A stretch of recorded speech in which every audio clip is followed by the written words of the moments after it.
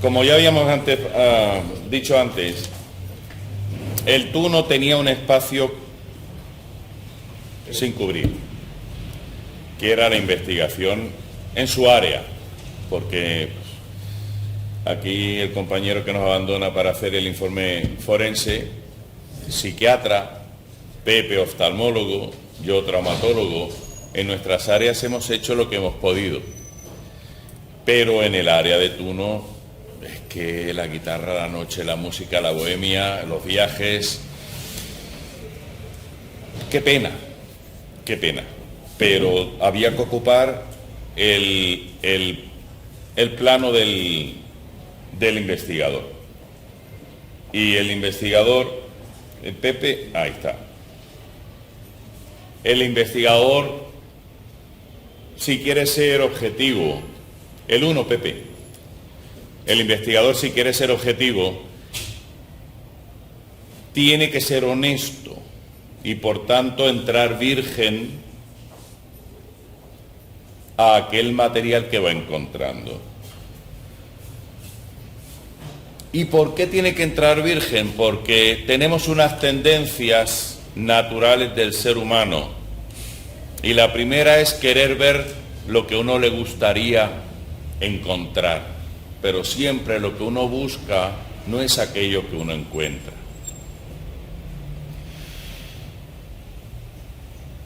Y tenemos que ir en contra de la corriente, porque si uno lo tiene claro, si en el entorno hay mucho ruido, esa información no progresa hacia el entorno.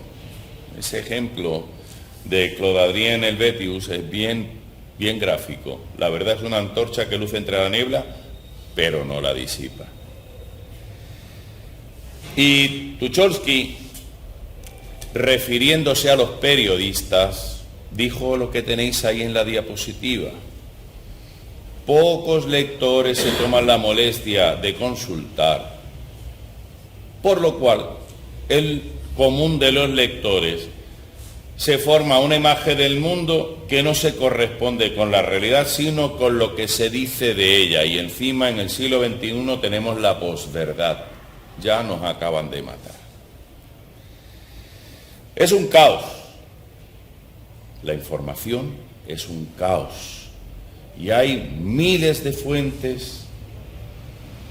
Y si encima tenemos lo que escribió Carlos Monsiváis referente al Festival Mundial de Estudiantina que hubo en México en el año 68, fíjense lo que pone en negritas. Allá en México, en los 60, se llamaba estudiantina como acá en España hasta inclusive la década de 1960. Tunas estudiantinas. Pues Monsiváis, que era periodista, decía que estos conjuntos indumento-músico-vocales no tenían como fin la tradición real, sino la posibilidad de cubrirse con una tradición, de manejarse como si fuese el largo producto de una sola herencia. Esto a mí me hizo pensar.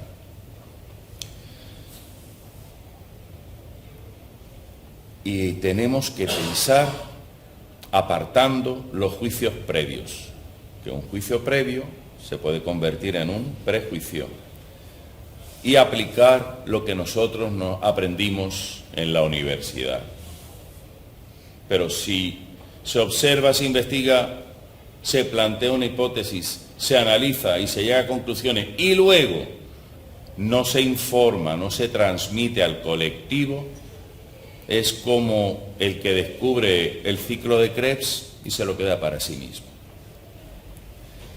Por tanto, en ese caos de informaciones tenemos que elegir.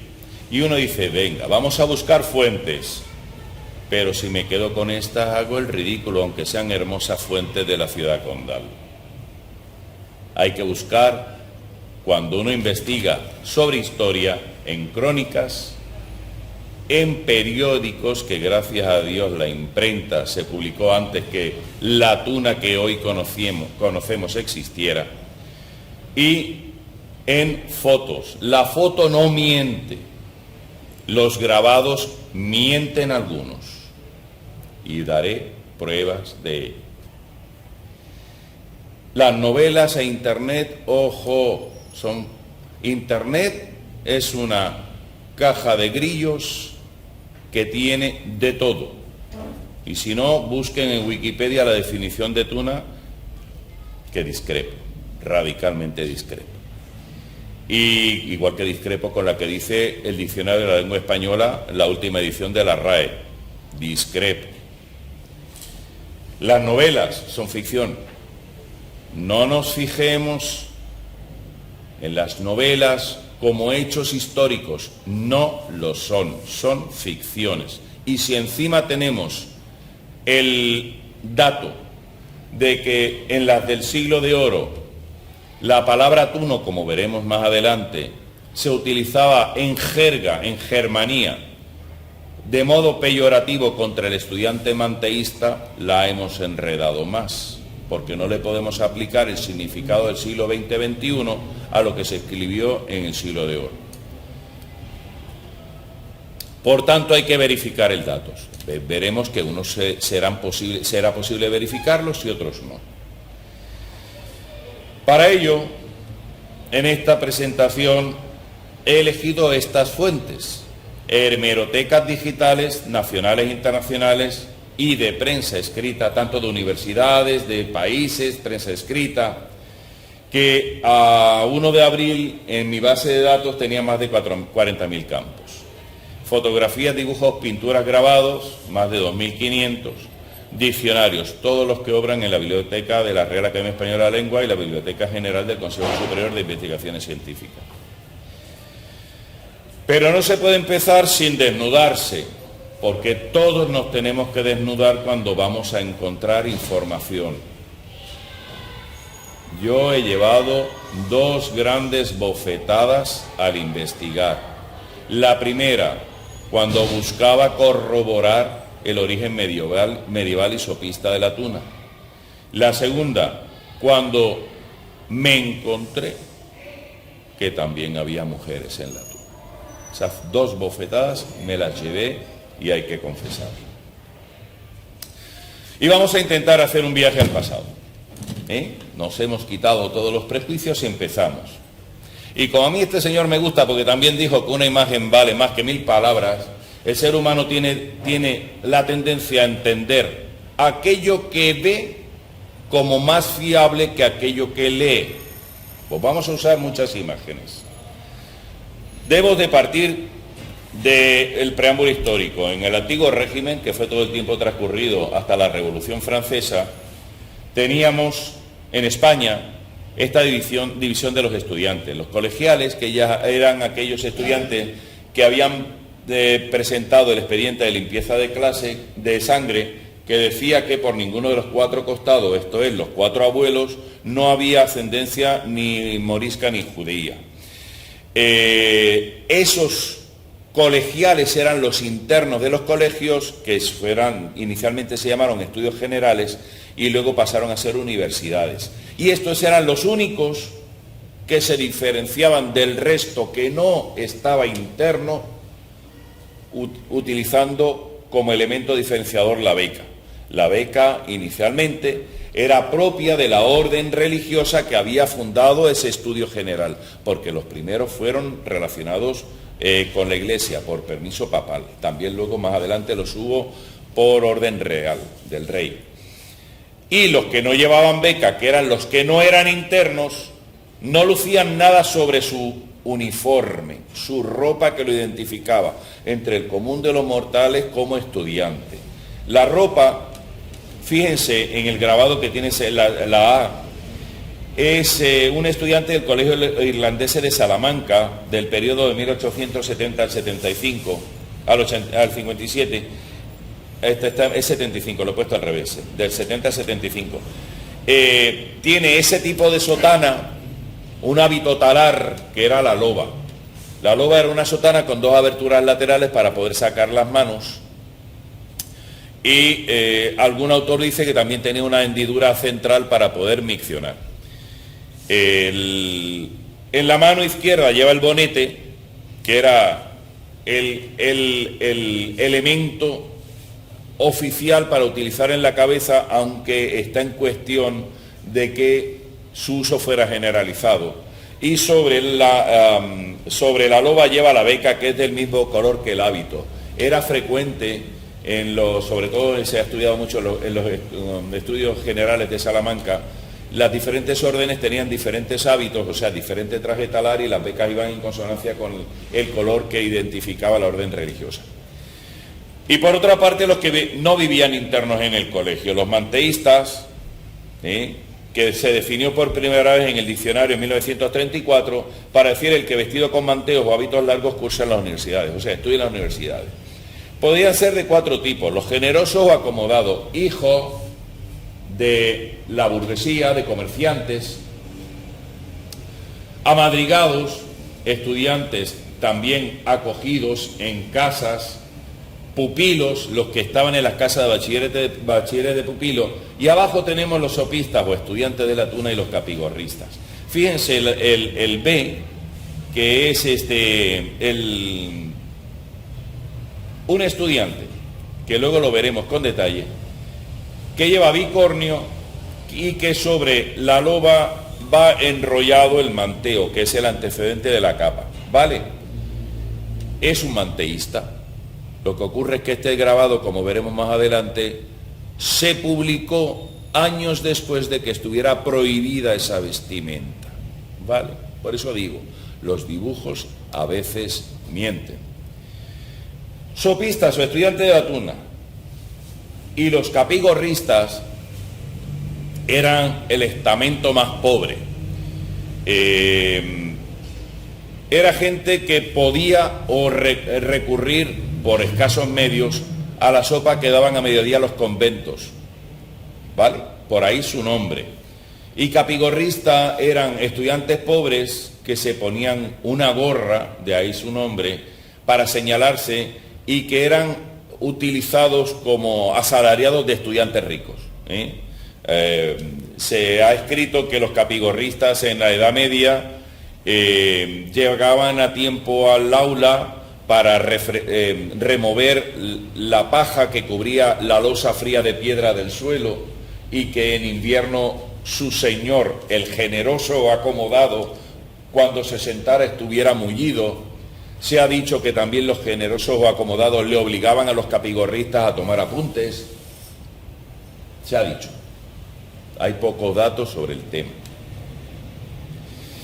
Pero el antiguo régimen entró en crisis en el torno del cambio de siglo al siglo XVIII, porque entró la burguesía y sobre todo la Ilustración. Y la guinda la puso la Revolución Francesa en 1789. ¿Qué ocurre? Que en ese entorno de fin del siglo XVIII al principio del XIX, Napoleón, que incomprensiblemente obtiene permiso por el rey de España para pasar por el territorio español para invadir a Portugal, le gusta España y en vez de invadir Portugal nos invade. Y empieza de arriba abajo tirando hasta que arrinconó al Estado español en Cádiz. Y en ese periodo de la Guerra de Independencia concurre con que España había tenido 4 grandes bancarrotas previas y se le atribuía la escasa población a que el clero estaba adoctrinando a la población con aquello de la castidad. 4 bancarrotas, ¿y qué se les ocurre? Hacer desamortizaciones, o sea, quitarle a la Iglesia sus bienes para, con su venta, meter el dinero a las arcas públicas, a las arcas reales. Y ahí lo primero que se vende entre 1798 y 1814, las casas de beneficencia, hermandades, obras pías y patronatos de lego.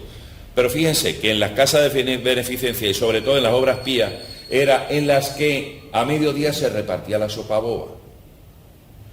No sabemos cuándo empezó la costumbre de dar la sopa boba. Parece ser que pudo haber sido a finales del siglo XVII, parece ser. Pero sí sabemos que en 1814, coincidiendo con el final de la Guerra de Independencia, se vendieron las obras pías, se dejó de repartir generalizadamente la sopaboba en toda la península. Solo hasta 1855, como veremos más adelante, se repartió puntualmente en 7 lugares de la provincia de Madrid y en uno en Toledo. Y luego vinieron las restantes desamortizaciones de 1836 a 1855, en las cuales le quitaron los inmuebles urbanos y las haciendas en el campo, con lo cual la Iglesia se quedó ya sin nada para poder darle de comer a los pobres. En este entorno, la regenta María Cristina, con la futura reina Isabel II, menor de edad, influida por la Ilustración que provenía de Francia, decide prohibir el traje talar porque no era acorde con las costumbres del tiempo, claro, no era moderno, y le quita al estudiante su identidad, que era su vestimenta, por la cual se le diferenciaba de entre el resto de los pobladores de aquel lugar donde cursaba estudios. Y también con la misma orden de 3 de octubre de 1835 suprimió el fuero académico. Esto es muy importante. ¿Por qué? Porque hasta entonces, 1835, el fuero académico amparaba a toda aquella persona matriculada.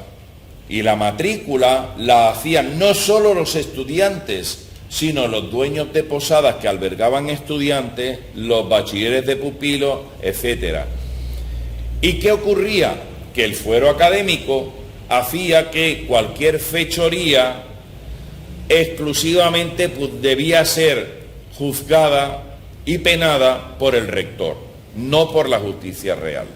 Entonces, mucha gente se metía como fuera, no para estudiar, sino conseguía matrícula para obtener beneficio del amparo del fuero académico. Este ejemplo es un traje talar que lo presenté, son óleos de la defensa de tesis de este caso del Francisco Antonio Moreno y Escandón, 1754. Fue doctor en teología por la Pontificia Universidad Javeriana de Bogotá. El que lo quiera ver es un cuadro precioso, está en el Museo Colonial. Y este es otra defensa de tesis también en teología de José Antonio Félix, también luciendo su beca de diferente color sobre su loba, que es la sotana esta que ya hemos hablado. Pero es que en la España del siglo XIX, el que está en vertical, el adulto, es un sacerdote. ¿Por qué? Porque, como decía la orden, en lo que está subrayado arriba, prohibido excepto a los que estudiaban teología, a los que querían ser sacerdotes, a los ordenados. Por eso en la España del siglo XIX se siguió vistiendo la loba, la beca y el bonete. Incluso en 1935, antes de la Guerra Civil, aquí tenemos a los niños del orfanato que se encargaban de mantener el Botafumeiro de Santiago de Compostela, con su loba, con su beca y su bonete. Bien, pero es que España estaba convulsa. Fíjense, cada flecha roja gruesa que defiende es una guerra. Me da igual que sea la de la independencia, 1808-1814, la primera carlista, la segunda carlista, la tercera carlista y el desastre del 98, para rematar cuando España perdió Cuba, Puerto Rico y Filipinas. Mientras tanto, fíjense que las franjas amarillas son la primera que aparece allí, 1798 a 1814, desaparición de la sopaboba generalizadamente porque desaparecieron las obras pías que las repartían.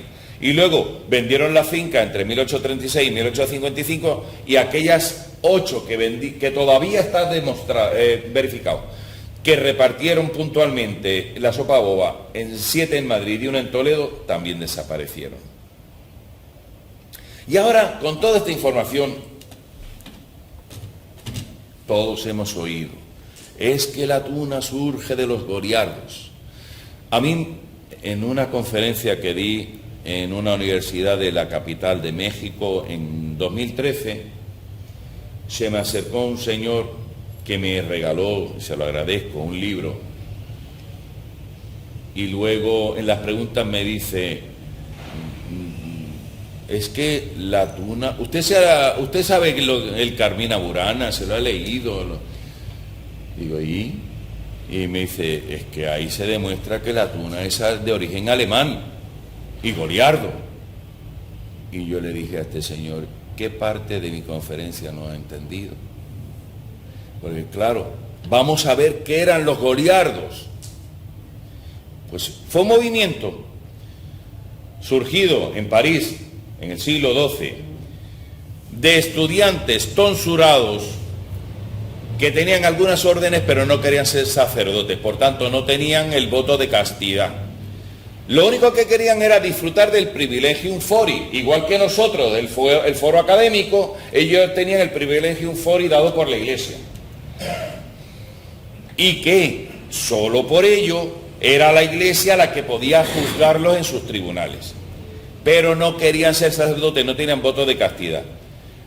También eran monjes vagabundos que no querían sujetarse a las normas regulares de sus órdenes. Por eso también se les conoció como clérigos vagabundos, clérigos bebedores y trasnochadores, clérigos malhechores o clérigos falsos. Nota al margen, todas las diapositivas tienen la fuente a pie. Si a alguien le interesa, con mucho gusto se la facilito. Frecuentaban burdeles y tabernas, tenían vida errante, eran un estrato de la sociedad de aquel primer siglo en que hubo universidades en España, que era marginal y se ganaba la vida con bufonadas y canciones. Ejemplo tenéis ahí en esta escena de carnaval de Francisco de Goya y Lucientes, publicada en 1930 y perteneciente entonces a la Casa Torres. No la he vuelto a encontrar en internet. Aquí hay una confusión, porque se alude como posible participación en los orígenes de la tuna, refiriéndose a lo que dicen las cantigas que se publicaron en el entorno de 1250 y en los versos del arcipreste de Hita, publicados casi 100 años después. Y sobre esta hipótesis destacan no solo he encontrado estas dos, la de Menéndez Pelayo y de Oliver Pérez. La de Menéndez Pelayo, 1903, que decía que los cantares de las cantigas se compusieron para escolares no cherniegos y entre ellos dicen truanes, chocarreros y clérigos vagabundos y tabernarios de los llamados en otras partes goliardos. Eso es lo que decía Menéndez Pelayo a principios del siglo XX. Y eso ha seguido pues como una cadena de dominó. Todo el mundo lo repite, pues origen goliardo. Pero es que luego en el 1997 Oliver Pérez dice que estos estudiantes de los que hablan las cantigas eran estudiantes pacíficos que pedían comida a la hora de la cena, no después de madrugada. Ella dice, porque es una doctora, solo andan de noche durante las horas que preceden a la cena, porque además no es lógico ni tolerable pedir limosna cuando los ocupantes de las casas duermen. ¿Qué hemos encontrado nosotros? Pues que parece ser que Oliver Pérez tiene razón, porque lo primero que hay que hacer es ver qué son las cantigas. Y las cantigas son un cancionero dedicado exclusivamente a exaltar a la Virgen María. Entonces, ni monjes tabernarios, ni estudiantes prototurnos, ni nada. Fueron, en palabras de Alberto Solana, el cancionero religioso medieval de la literatura galaico-portuguesa. Los goliardos, por esa vida de burdeles, de amor carnal, de errante, vagabunda, fueron perseguidos, condenados por las leyes contra vagos y maleantes.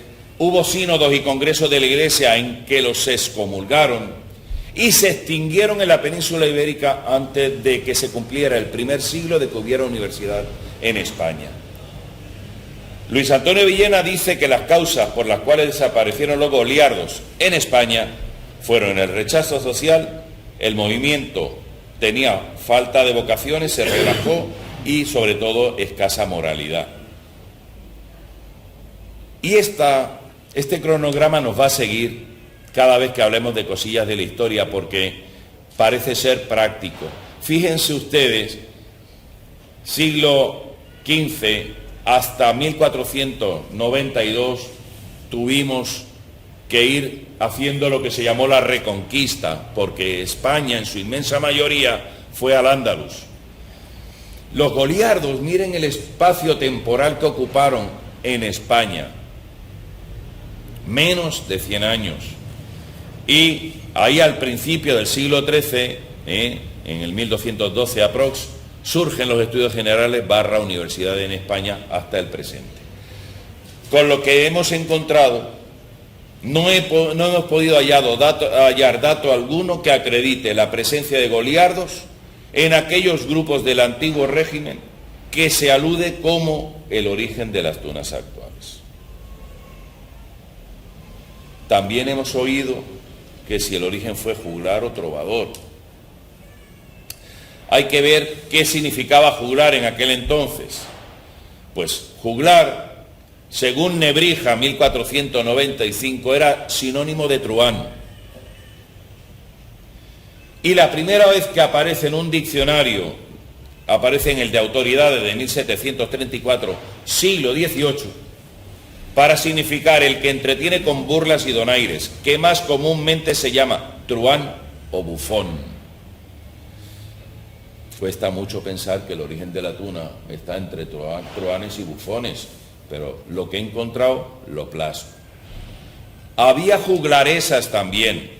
Juglares y juglaresas fueron más antiguos que los trovadores, pero con menor instrucción. Recitaban o cantaban aquello que componían los trovadores a cambio de limosnas. Tenemos aquellos juglares de gesta o épicos, los de lírica o líricos, pero nada he encontrado que pueda vincular a ningún juglar con aquellos prototunos. El novador generalmente era un noble que por su mayor educación sí tenía conocimientos musicales y sí componía versos y sí ejecutaba la música, pero como era noble, era indigno recibir remuneración por su trabajo. Fueron gente de corte y los casos más conocidos de trovadores fue el rey Alfonso X el Sabio y el rey Sancho I en Portugal, que está documentado que fueron trovadores. Siglos de trovadores, el XII y el XIII. Y nos vamos al cronograma, ubicamos los trovadores y tenemos que decir que hasta el presente no hemos encontrado dato alguno que acredite la presencia de juglares ni trovadores en los grupos del antiguo régimen a los que se alude como origen de las tunas actuales. Origen sopista. Ya nos metemos en salsa. Aquí vino mi primera bofetada. Se ha dicho repetida y equivocadamente que se habla de los sopistas en las 7 partidas del rey Alfonso el Sabio, pero eso es falso. Lo publicó en el año 2015 Belmonte Trujillo, que presentará mañana la primera conferencia sobre la música escolar en la época de Cervantes. Y lo publiqué yo en el 16. Y luego lo recogió Héctor Valle Marcelino, lo presentó en su artículo del número pasado de Legajoz de Tuna. Encima, la primera definición de sopista que aparece en cualquier diccionario ocurre en 1739 en el Diccionario de Autoridades. Y dice que es lo mismo que sopón, que es como más frecuente se dice. La misma fuente, por tanto, el mismo diccionario dice de sopón, que es persona que vive de limosna y va a la sopa a las casas y conventos. Dícese regularmente de estudiantes que van a la providencia, a la buena de Dios, y a pie a las universidades. Sí, está claro, un sopista era un estudiante pobre que habitualmente corría la tuna para ir en línea recta de su casa a la universidad por Santo Tomás de Aquino y por San Juan de regreso cuando llegaban las vacaciones de verano, y que no se podía ir de la línea más corta, porque si lo pillaban por trayecto diferente al trayecto más corto de su casa a la universidad, lo metían obligado en las milicias y perdía el fuero académico. O sea, no les interesaba irse más que por la vía corta, por si acaso en el camino había algún alguacil de la justicia real que lo identificaba. Pero hemos de tener en cuenta una cosa, lógica. Sopista era toda persona que iba a tomar la sopa de los conventos, no era exclusivo de los estudiantes. Y lo vamos a ver. Habían estudiantes pobres, sin duda, viudas, huérfanos, ancianos, tullidos, pobres de solemnidad, vagabundos. Y la imagen más antigua que he encontrado es este óleo de Murillo, de San Diego de Alcalá dando de comer a los pobres, datado en cerca de 1646, en el cual no se identifica a nadie con atuendo de estudiante. Siglo XVII. Tullidos, huérfanos, viudas, ancianos, una viuda, un bebé en su regazo, pero a nadie que se pueda identificar como estudiante ahí. Y luego tenemos los grabados de Gustavo Doré, que en su viaje por España realizado con el barón Charles de Davilliers a partir de 1862 y por más de 10 años, él se dedicó a dibujar escenas pintorescas españolas. No aparecen los estudiantes de la Sopaboba porque ya no existían. Y luego les demostré. Ya vimos cuando desamortizaron, cuando nos quitaron la institución espía, no existían. Esto era lo que se llamó en aquel entonces los pobres de solemnidad. Estos concretamente, dice el libro Spain, del cual tengo un original en casa, es la condensación en un solo tomo encuadernado de lo que por fascículos publicó en París y tituló Viaje por España. Vean ustedes, el señor segundo que aparece de pie detrás de la niña lleva una especie de gafa, era un ciego. En aquel entonces se le tapaba los ojos a los ciegos porque molestaba ver esas miradas raras que tienen los señores que no ven. Pero hay un tullido ahí con una muleta de esas que tienen apoyo axilar, hay una niña que seguramente pudiera ser una huérfana. Pero también estos señores mendigos del claustro de la Catedral de Barcelona, que reflejó Gustavo Doré, ¿quién dice que por mendigo tampoco tomaban la sopa boba? Pues claro que la iban a pedir, si apenas cogerían 4 reales. Igual que otros mendigos en la puerta de una iglesia de Andalucía, ahí ya aparece uno con un instrumento musical para facilitar la dádiva. Igual que a los músicos callejeros, gente pobre que se le dio mal el día, tienen un plato gratis en la puerta del convento. Y los pobres, los vagabundos, estos están sobre el puente de Alcántara en Toledo. Pero es que si nos ponemos a investigar, como la investigación es un proceso multidisciplinario, y nos metemos en el isleño periódico científico, industrial, comercial y literario, en 1858 publicó este censo de mendigos en España. En números rojos, las localizaciones con mayor cantidad. 1858, cuando ya habían vendido todo lo de la iglesia. Las obras pías en el 1814 y el resto de propiedades urbanas y propiedades del campo, las haciendas, las fincas, en 1855.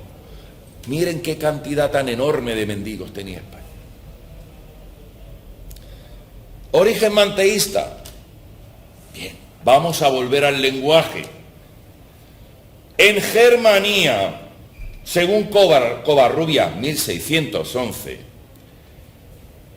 decía que Germanía es el lenguaje de la rufianesca, gente malhechora, vagabunda. Y en Germanía, según Covarrubias, 1611, tú no era la palabra usada peyorativamente para hablar del manteísta. Ay, ese miserable que no tiene dinero para pagarse el expediente de la empresa de sangre y que por tanto no luce beca como luzco yo, tú eres un tuno. Luego veremos lo que significó tuno. Y en 1788, el diccionario de Terreros y Pando equipara a tuno con pordiosero, el que haga pidiendo de puerta en puerta, o sea, el manteísta. Por tanto, peyorativamente tuno era un pordiosero que iba de puerta en puerta pidiendo limosna. Qué diferente al concepto de tuno que nosotros queremos también. No fue hasta el principio del siglo XIX cuando el diccionario de la lengua castellana incorporó por primera vez esta palabra para decir tuno, lo mismo que tunante, el que anda vagando. O sea, que a principios del siglo XIX, tuno era sinónimo de vagabundo. Entonces, y desde su primera definición en el 1739, tunante significaba en el mismo diccionario el que tuna o anda vagando, vagus vel vagam vitam vagens, o sea, tuno y tunante es un vago, y actualmente tunante es una manera peyorativa de hablar del tuno, y aplicándosenos ya a nosotros. Las ediciones posteriores hasta 1970, después de aparecer como primera definición tuna, higo de la tuna, o sea, el fruto del nopal, añade del francés rey de Túnez, usado por el jefe de los vagabundos, pícaro tunante. O sea que hasta 1970, tuno, además del higo del nopal, era vagabundo, pícaro, tunante.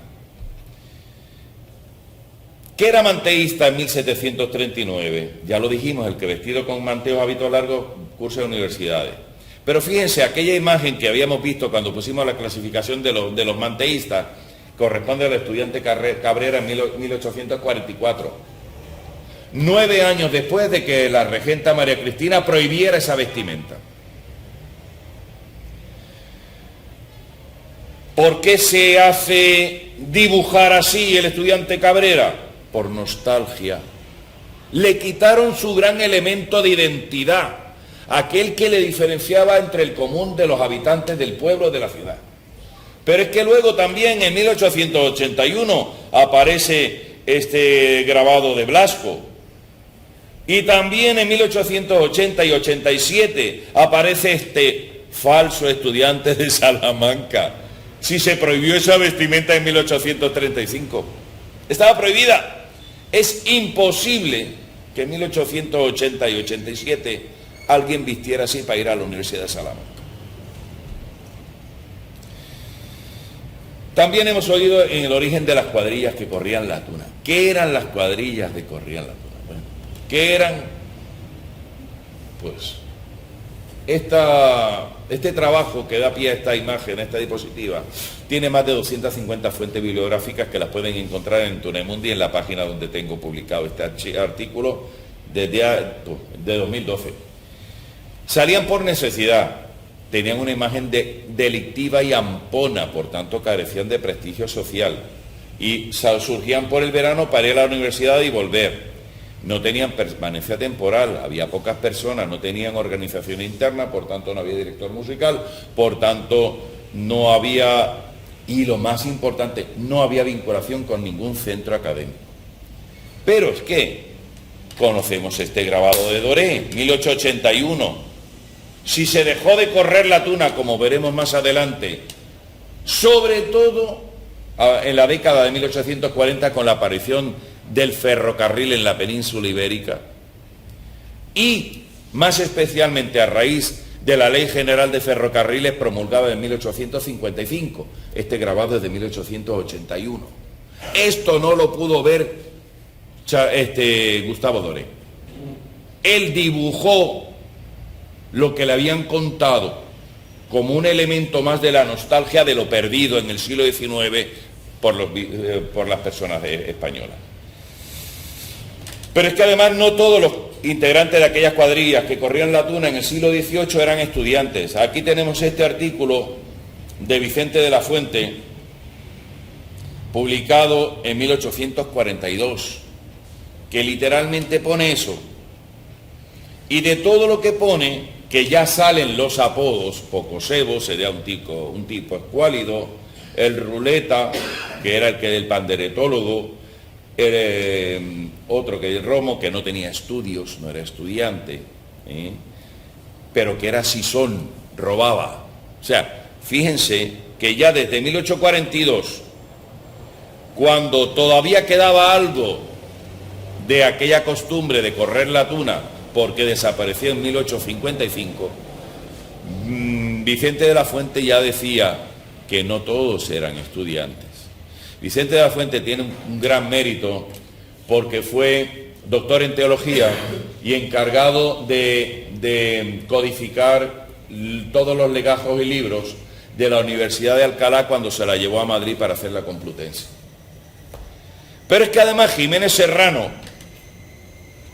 dice en un paseo por la patria de Don Quijote que llegaron 4 estudiantes de la tuna, 3 de los cuales eran descabezados rapistas. Vale.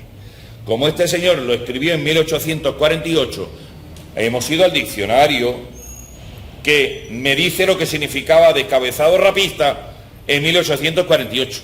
Pues descabezado, el que va fuera de la razón, loco. Rapista, el que rapa, barbero. O sea, que de 4 que corrían la tuna, 3 eran barberos. Es bueno leer, somos universitarios, nuestra obligación con nuestro presente y nuestro futuro, que son los pardillos, los novatos, es decirle la verdad. No debemos mentirle nunca a nadie, mucho menos a alguien que está formando y que confía en ti para formarse como tú. Por esto se verifica una vez más que aquella banda de vagos, mendigos, tahúres y maleantes que decía Rafael Asencio González, que se asociaban con escolares para correr la tuna, también habían barberos descontrolados. ¿Cuándo terminó esta costumbre? Pues hemos encontrado solamente 3 autores que hablan de ello. Fuentes y Ponte afirmó que se había perdido la costumbre de correr la tuna en 1836. Amador de los Ríos sostuvo que se mantuvo hasta 1845. Julio Monreal publicó en 1879 que ya se había acabado para siempre. Nosotros creemos, porque no hemos encontrado nada posterior, que la aparición generalizada del ferrocarril en la España peninsular fue la puntilla, porque era mucho más rápido y barato subirse a un tren a la carrera y se llegaba antes a destino. Y no correr los peligros de viajar con arrieros junto con una panda de maleantes que le podían a uno sisar lo poco que tenía. Y miren aquí identificadas aquellos 8 lugares donde hasta 1855 se dio puntualmente la sopa boba. Convento de San Diego y Colegio de la Compañía de Jesús de Alcalá de Henares hasta 1834. Escuelas Pías de San Fernando y San Antonio Abad, ambas de Madrid. El Convento del Espíritu Santo de Madrid. El Convento de los Padres Dominicos en Ocaña, el Monasterio del Escorial, Colegio de los Padres Escolapios de Getafe y el Convento de los Padres Dominicos de Toledo. Ya no se dio más sopa boba. Ahí los tenemos en todo el mapa peninsular ubicados. Insistimos, de sentido común, más rápido, más seguro y más barato subirse a carrera al tren. 1846, pero sobre todo 1855 con la Ley General de Ferrocarriles. Y ahí lo metemos con lo demás. Fíjense, los reyes arriba, ¿quién reinó? Las flechas rojas descendentes, las 3 guerras carlistas, y a la izquierda la guerra de la independencia y a la derecha el desastre del 98. Las estudiantinas de carnaval, las estudiantinas escolares y las tunas universitarias. Van paralelas. Otra bofetada. Somos primos. Nos guste más o nos guste menos. Y aquí tenemos el cronograma con la desaparición del reparto de la sopa boba No se sabe cuándo pudo haber empezado, está documentado en el siglo XVIII. La costumbre de correr la tuna no se sabe cuándo comenzó, parece ser que a finales del XVII. Y el otro, origen del carnaval.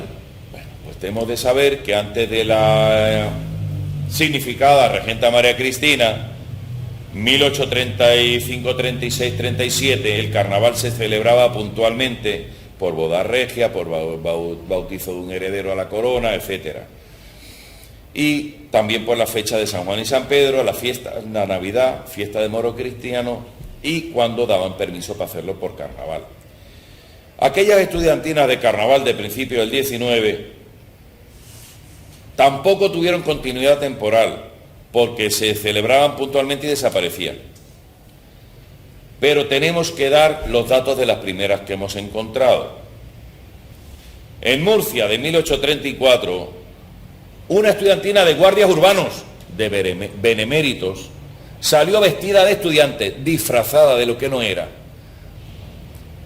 cantando y diciendo ocurrencias, y lo que recabaron, 840 reales, fue para dar dinero para la caridad, ayudar a los enfermos. 1838, se anunció la música de la estudiantina con la pandereta y toda clase de instrumentos en el barrio de Chamberí, en Madrid, puntualmente. Aquellas comparsas de estudiantes también eran reivindicadoras de algo, tenían un humor, una crítica. He preferido escanearlo y ponerlo, pero fue publicado por el Eco del Comercio el 27 de febrero de 1838.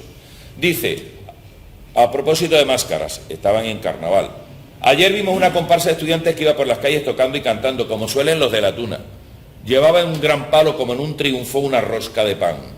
Alegoría ingeniosa para significar que hemos llegado a tiempos tan calamitosos y de hambre tan cruda que se puede llevar el pan como un triunfo. Bueno, por lo menos 1838 también había comparsas de estudiantes, las prototunas. Vale. Solo una minoría vestía del antiguo estudiante. Interpretaban aires nacionales, principalmente con guitarras y panderetas, y postulaban, pedían para sí o para beneficencia. En el Carnaval de Madrid del 1844, sabemos algo de los géneros musicales. Se publicó en el Boletín del Ejército el 3 de junio del 1844. Ejecutaron varios aires nacionales, entre ellos la jota valenciana, sin contar valses, rigodones y otras composiciones ligeras y propias de una orquesta estudiantina. Es que también se nos llamaba orquesta estudiantina, eran orquesta de plectro, pero todavía no eran todas ejecutantes.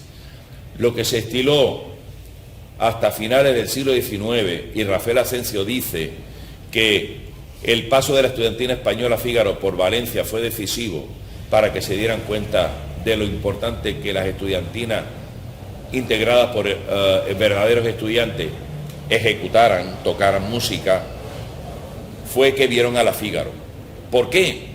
Porque ellos salían a postular y al no ser ejecutantes tenían que pagarle a una banda, generalmente del ejército o del teatro, para que ellos iban delante pidiendo, postulando, pero la banda tocaba.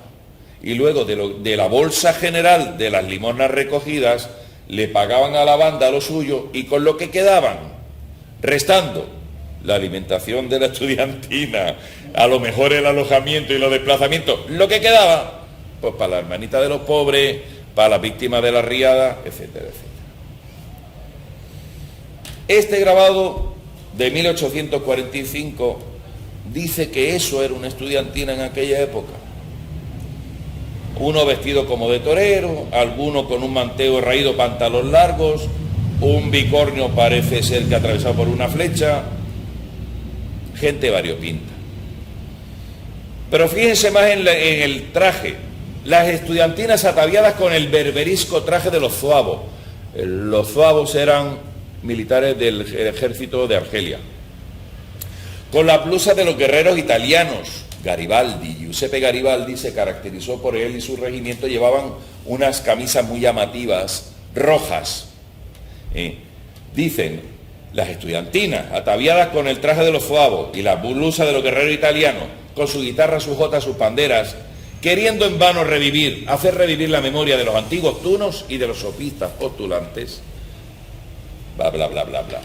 Ahí dicen, revivir lo que se había muerto, los antiguos tunos y sopistas postulantes, tuno, mendigo, pordiosero, el que...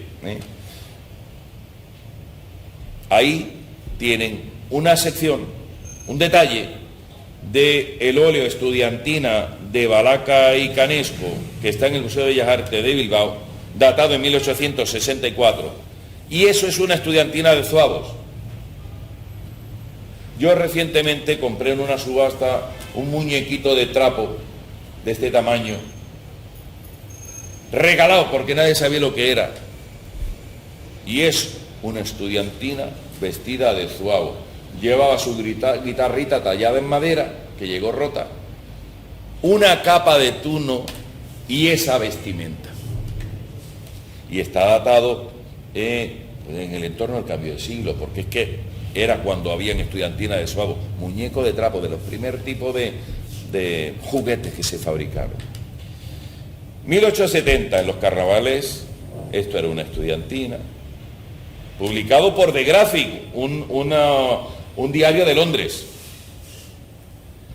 1870, antes de que la estudiantina española hiciera furor en París en el carnaval de 1878 y la difusión mediática hiciera que se propagara este modelo de traje 8 años antes, y que el mismo año lo copiara Dionisio Granado, que inventó copiando el nombre estudiantina española Fígaro, y ya no pudo ir al carnaval porque la creó en primavera, pero se fue a la Exposición Universal de París del mismo año y se apropió de la fama de la otra. Hizo una gira enorme por Europa, ya publiqué la gira que hizo por Austria, la que hizo por Inglaterra, y ahora estamos terminando junto con Paul Rupa sus 2 giras a Norteamérica, que fueron del 1 de 1880 a 1884.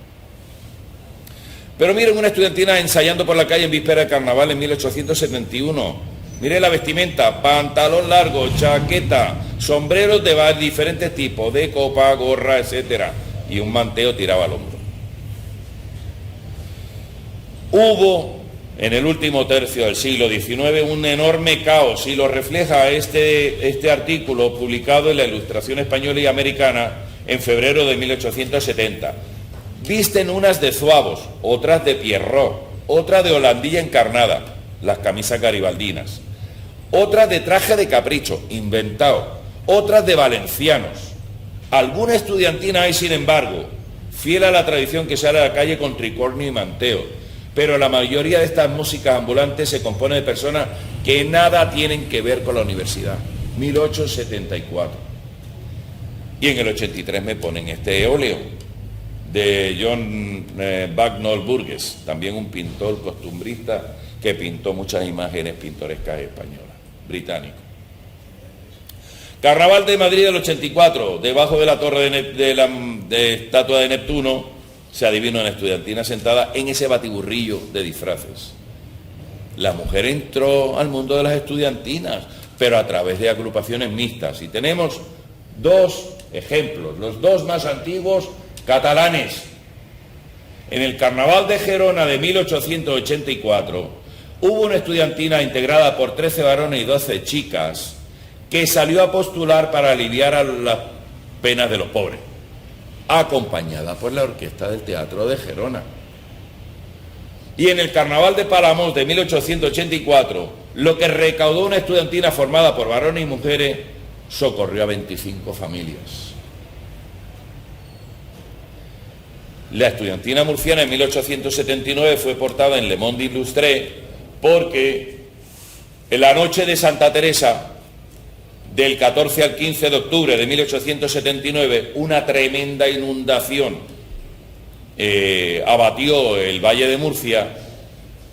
Ahí hay un libro mío de 330 páginas disponible en internet gratis para el que se lo quiera descargar, que habla de ella en un capítulo.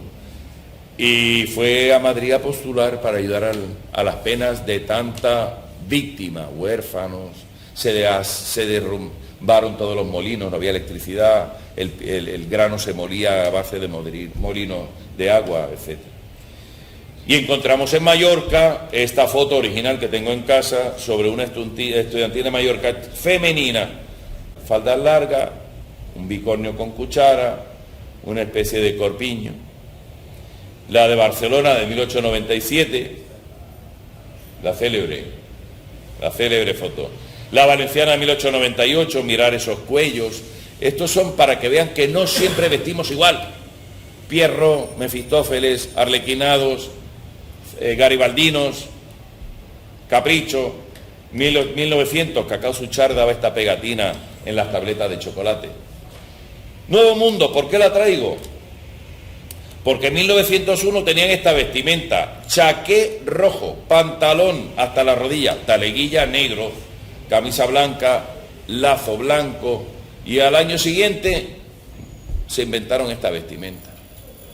Y era una estudiantina de carnaval no académica. La de la Facultad de Medicina de Valencia, 1905, hermosos cuellos. La del Real Centro Filarmónico de Oro de Orcena de Córdoba, 1909. Esta fue la estudiantina no profesional más famosa que ha habido. Y miren, 1912, fiesta de San Cayetano en Madrid, la única foto de una estudiantina que he encontrado con traje talar. La única. 1912. Y la tuna del Instituto Jovellanos, se llamó indistintamente tuna que estudiantina por la prensa. En 1913 fue la primera estudiantina académica que cruzó el charco, visitó La Habana en 1913. La foto de arriba en las calles de Barcelona, la foto de abajo en el barco que lo llevó desde Barcelona hasta La Habana. Es tuna escolar salmantina, el entorno de 1920. Tuna femenina normalista de La Laguna. Las maestras se formaban en las escuelas normalistas. En el principio del siglo XX, magisterio y enfermería eran profesiones femeninas. Y estas, Chencho tiene publicado un artículo muy completo que documenta que existió al menos entre 1921 y 1929. Esta foto se utilizó en 2 años diferentes, en el 24 y en el 27. El Fígaro cordobés, una de las muchas imitaciones de la estudiantina española Fígaro, una estudiantina de Almería del 27, estudiantina femenina del Colegio Calasancio de la Sierra del 29, veterinaria de Córdoba, mirad qué bonito, pedimos para los necesitados. Eso ha ido de la mano de la tuna desde que empezó en carnaval hasta que luego se vinculó a la universidad. Está ella veterinaria de Córdoba del 34. Y aquí tenemos otra vez el cronograma. Donde quedó Al-Ándalus, donde quedaron los goliardos, donde quedaron los trovadores, donde quedaron los juglares, donde quedó correr la tuna, donde quedó el reparto de la sopa boba, donde aparecen las estudiantinas de carnaval, donde aparecen las estudiantinas y tunas conformadas por estudiantes, y donde aparece el ferrocarril. Otra cosa, ¿siempre ha estado vinculada a la academia? Pues no, ya hemos visto que no. Y que cambiaron de denominación, ¿por qué? Porque les interesaba diferenciarse las que éramos de estudiantes respecto a las que no eran de estudiantes, porque habían grescas y habían incidencias. Y en el entorno de, por Dios, esto de pasar la tuna por la alfombrilla esta, me he ido para lo que no era. En el entorno de la década de 1870 a la década de 1930 es cuando cambia de denominación. Y aquí tenemos estos ejemplos. La estudiantina del Colegio Seminario San Fulgencio de Murcia, 1875, es la estudiantina académica de la que tenemos, parece ser hasta el presente, el grabado más antiguo. Y salen por las calles de Murcia tocando y pidiendo para ayudar a las víctimas de la epidemia de cólera que hubo en aquel año. Y hay muchos. La estudiantina médica de Madrid, del 1870, muchos. Pero es que había que diferenciarse. porque ya empezaron los conflictos entre las estudiantinas, que Chencho llamó verdaderas, porque estaban integradas por estudiantes, y yo llamo académicas, para no pisar muchos callos, y las estudiantinas apócrifas, llamadas por Chencho, que yo llamo no académicas por el mismo motivo. Nuestra imagen, por ser benéfica, gozaron de mucho prestigio. ¿Por qué? Porque estábamos activamente vinculados con las obras de caridad. Este libro es el que antes les aludí, que lo tienen gratis, se lo pueden descargar de internet sin problema alguno, porque ningún libro de los que ha publicado Tunemundi se ha cobrado. Mi mujer me regaló un ebook en el 14 y no sé si se ha vendido 1 o 2, que me importan 3 pimientos, porque nuestra función es difundir y no ganar dinero con esto. Y al punto de que la Tuna Escolar Alegría nombró presidente de honor, presidente honorario, a José de Echegaray, premio Nobel de literatura en 1904.